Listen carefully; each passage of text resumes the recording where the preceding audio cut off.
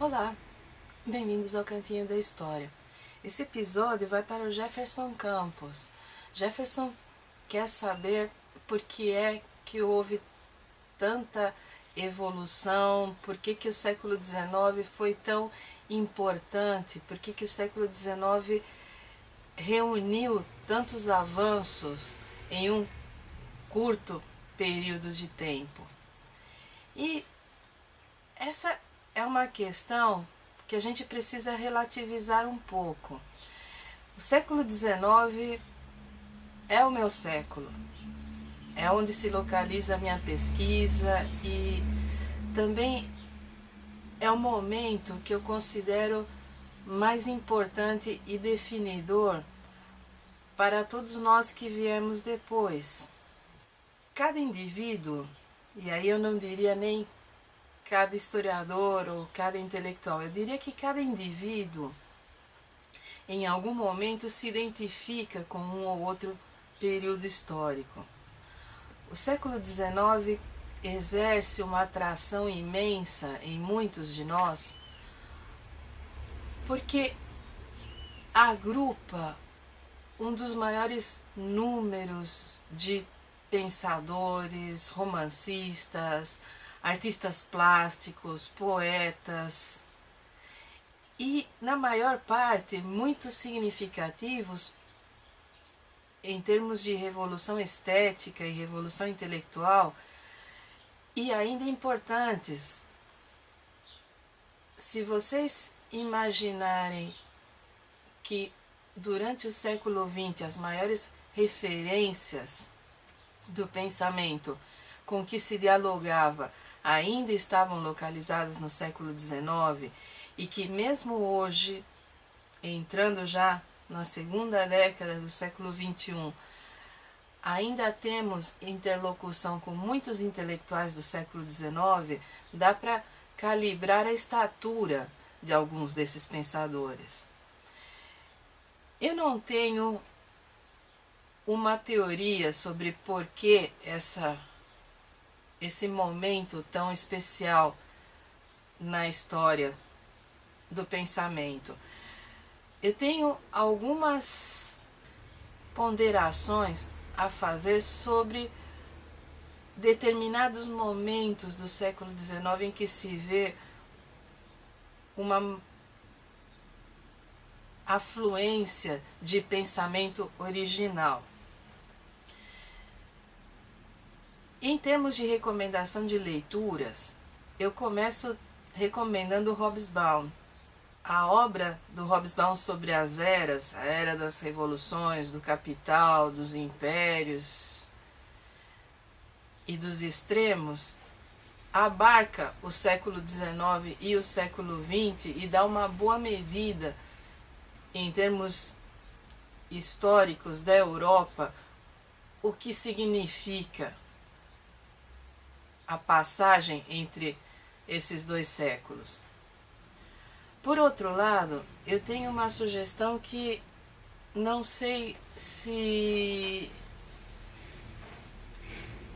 aplica para muitos dos meus colegas, mas eu sugiro Peter Gay.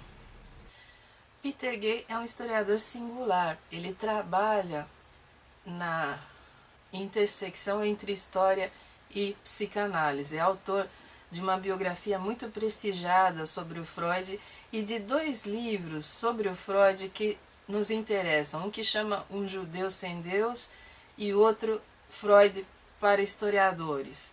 São livros bem irônicos que tentam captar um dos grandes problemas das grandes teorias de história, que é que quando você se atém às categorias e às estruturas, você perde de vista o indivíduo. E utilizando Freud, Peter Gay mostra que o indivíduo tem uma importância imensa. Mas o que eu quero sugerir é esse aqui, olha. A experiência burguesa, da Rainha Vitória a Freud. que foi pensado em 5 volumes. Em português eu consegui 4. São livros, saiu pela Companhia das Letras, são livros de uma erudição incrível e trabalham com todo tipo de fontes pessoais, cartas, documentos, bibliotecas pessoais, fora o grande domínio que o Peter Gay tem sobre a literatura e o pensamento do século XIX. Esse primeiro se chama Educação dos Sentidos, o segundo se chama A Paixão Eterna, o terceiro se chama O Cultivo do Ódio e o quarto se chama O Coração Revelado. E eu recomendo muito para quem quer entender um pouco desse viés personalista do século XIX, como era o ser humano do século XIX em um determinado extrato social. Porque Peter Gay se atém a esse período, né, que vai do puritanismo vitoriano até a revolução sexual desencadeada por Freud. E aí já se vê como o século XIX é variado, como não dá para pensar unicamente em um pipocar de grandes pensadores, porque a impressão que se tem é que de repente você começa a folhear qualquer compêndio de história e está lá. Na virada do século XVIII para o XIX, o Iluminismo, e aí entra depois Kant, Hegel, Marx, Nietzsche, e grandes historiadores, e grandes romancistas, Balzac, Victor Hugo, Flaubert, os irmãos Goncourt, Émile Zola, isso para ficar só na França, porque depois tem Dickens, Jane Austen, e você vai vendo os poetas, Baudelaire, Rimbaud, Edgar Allan Poe, e a impressão que se tem é que o século XIX é um grande florescer de intelectos, quando na verdade a maioria dessas pessoas, e eu incluo nisso os filósofos também, são meio que outsiders. Muitos não foram sequer compreendidos em sua própria época. Morreram na miséria, viveram na miséria.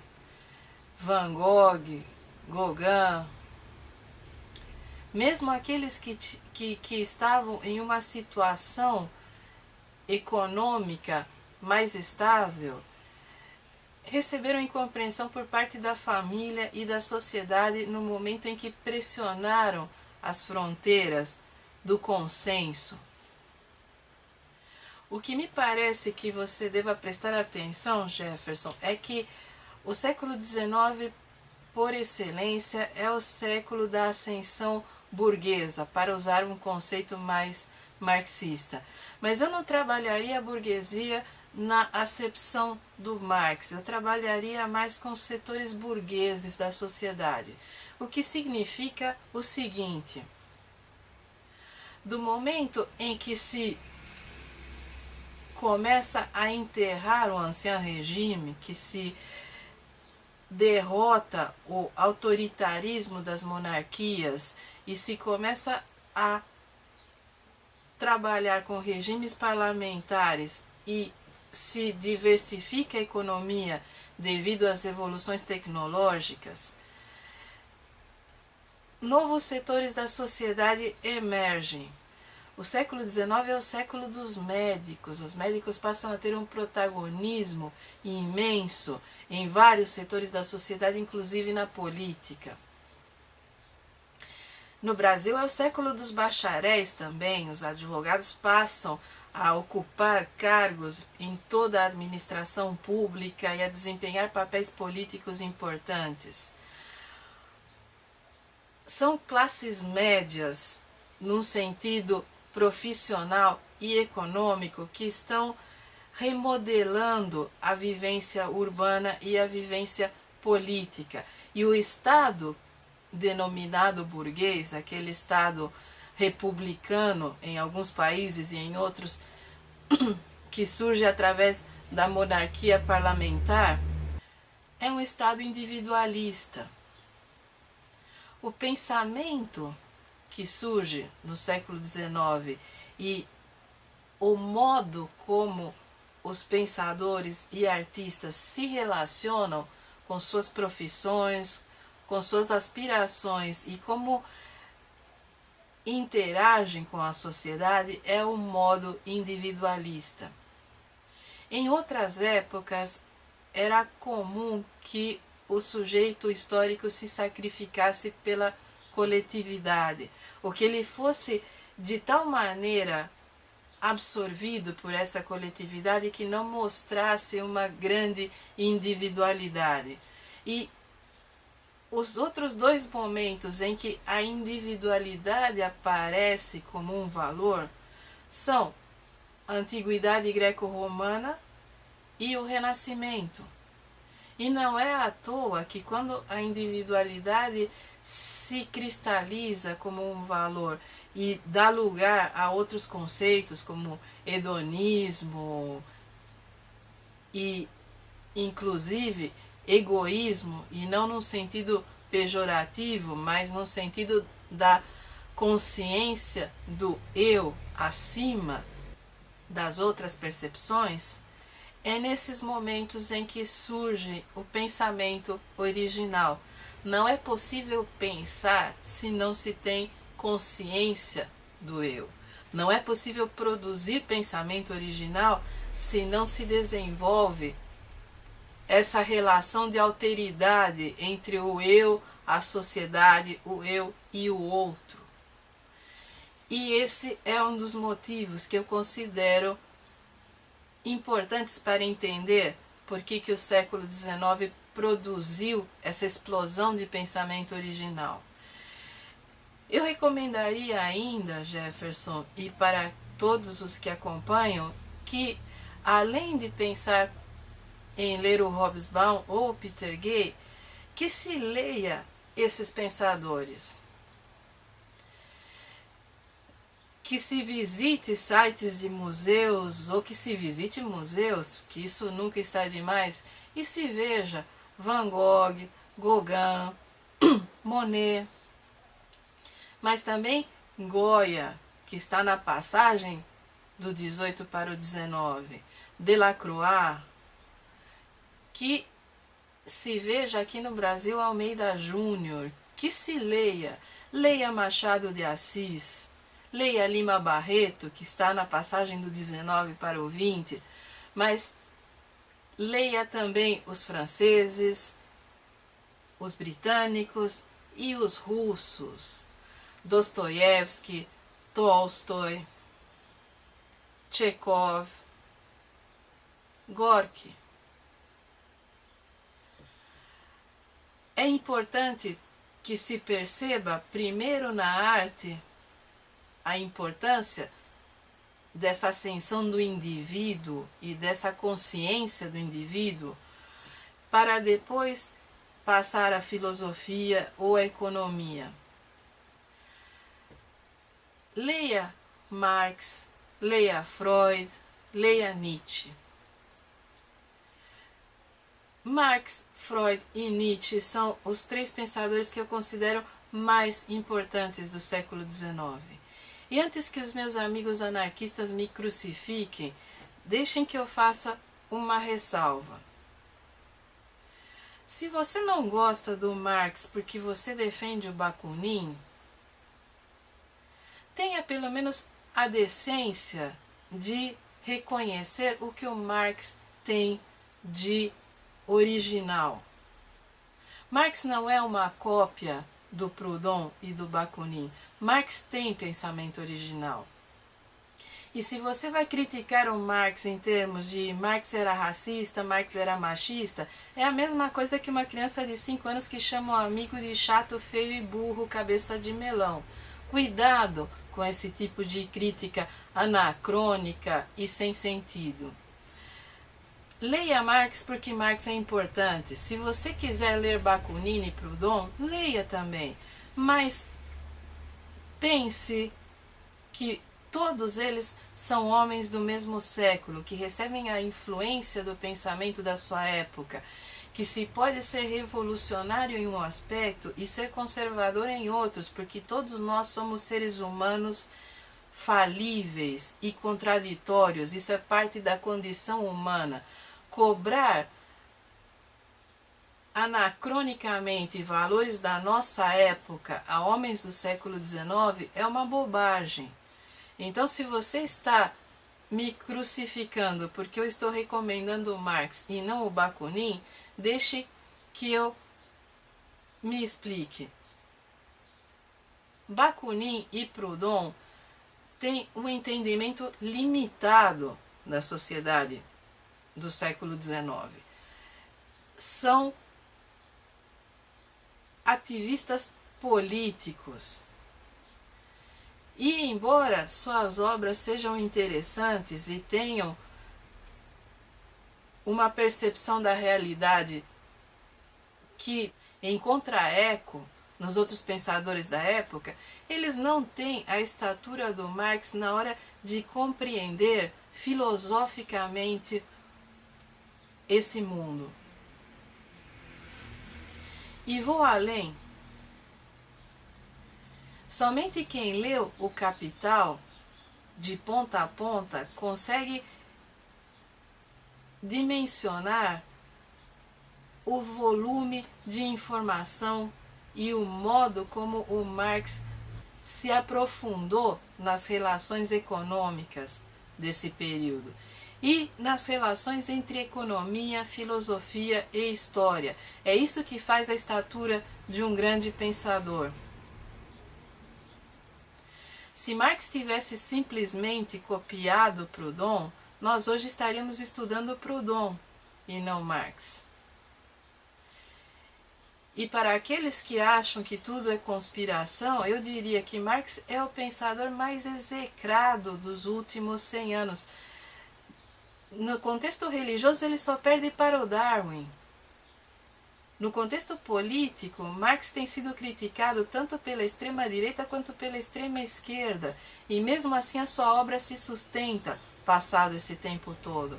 Então, muito cuidado com essas críticas personalistas, anacrônicas e infantis. Eu recomendo muito a leitura de Marx, de Nietzsche e de Freud. E também recomendo A Origem das Espécies, do Charles Darwin, que é o outro pilar que revolucionou o pensamento a partir desse momento. Se bem que a obra do Darwin foi valorizada devidamente apenas no século XX e agora, nos últimos 30 anos, devido às evoluções da tecnologia, em que podemos analisar o DNA e acompanhar a mutação das espécies num prazo mais longo, é que se provou que Darwin estava certo. Mas ele é um interlocutor importante na ciência até hoje. Nesse sentido, para dialogar com os pensadores do século XIX é necessário, como se depreende da minha crítica, que se coloque em contexto de época, que não se espere dos pensadores do século XIX um pensamento revolucionário em todos os sentidos da vida. Porque o ser revolucionário é muito relativo. Você pode modernizar a medicina até um ponto jamais imaginado e, ao mesmo tempo, concordar com a escravidão. Está na natureza do ser humano esse tipo de contradição. E muitas vezes o fato de que o pensador está muito à frente da sua época em alguns aspectos, mas vai ficando defasado em outros, é uma característica até natural da sua interação. Por mais outsider que seja um pensador, em algum momento ele encontra identidades com sua própria época. Se deve jogar no lixo um pensador que revolucionou a medicina, mas concorda com a escravidão? Essa é uma pergunta que eu deixo a vocês. Eu considero, pessoalmente, que por mais execrável que seja a pessoa, se a sua contribuição à humanidade nos beneficia até hoje, é necessário ter um olhar um pouco relativista. Eu não digo que se deva gostar de intelectuais como Cellini, eu não digo que se deva gostar de poetas como D'Annunzio enquanto pessoas humanas, devido ao que eles apoiaram durante as suas vidas. Mas eu também não defendo, como algumas pessoas, que a contribuição do indivíduo deve ser jogada no lixo e banida ao ostracismo devido às suas posturas pessoais. Todos nós temos contradições, todos nós somos dicotômicos em alguns aspectos da vida, e é necessário que se tenha um mínimo de simpatia humana na hora de lidar com esse tipo de imperfeição que o ser humano apresenta. Senão, o que se defende no fim será a eugenia e a procura do ser humano perfeito, tanto do ponto de vista físico quanto do ponto de vista intelectual, e isso não ajuda ninguém. Inclusive, o século XIX é o momento em que surge o conceito de eugenia, as ideias higienistas e essas ideias em torno dos super-homens. É importante que se veja que, ao mesmo tempo em que o século XIX nos presenteou com alguns dos avanços mais incríveis em termos científicos, também nos presenteou com algumas das ideologias mais deploráveis que depois tornaram o século XX um inferno. E isso deve ser tido sempre em mente. Então, Jefferson, é isso. O século XIX é fascinante, há muito para se ler. Se você começa a ler agora, você pode passar 20 ou 30 anos lendo e ainda não vai dar conta de apreender todo o espírito desse século. Mas, se você estiver disposto a essa viagem, é uma viagem incrível de descoberta. Se você tiver mais alguma questão, pode me contatar lá pelo blog ou continuamos conversando pelo Facebook. E a todos vocês, reitero, eu desativei os comentários aqui por causa das notificações do Google, então vocês podem me encontrar lá no Facebook, na página Cantinho da História, ou no meu blog que vai passar a referência aqui. E qualquer outra questão podem mandar que eu respondo.